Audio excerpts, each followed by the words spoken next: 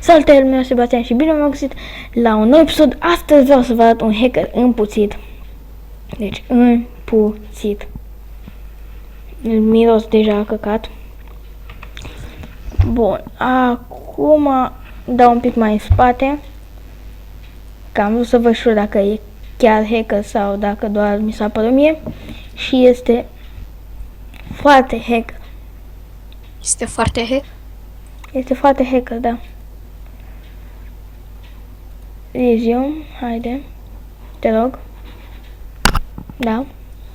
Dacă ar merge, nu știu, bun. Ok, runda asta trebuie să se termine când mă interesează. Și bun.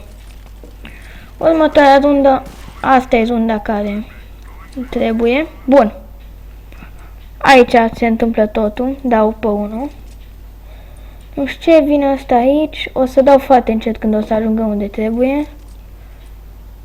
Eu zic că pe aici e destul de aproape, o să-l dau pe 0,3. Bun, și vreau să vă arăt cum.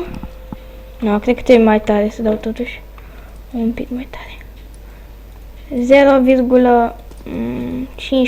0,15-12, e bine. Deci aici s-a uitat prin perete să vadă unde, uite aici.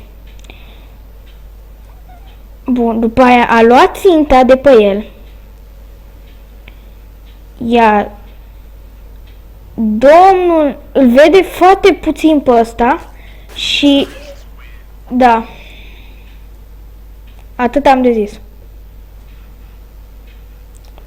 Așa flic nici Kenies nu face.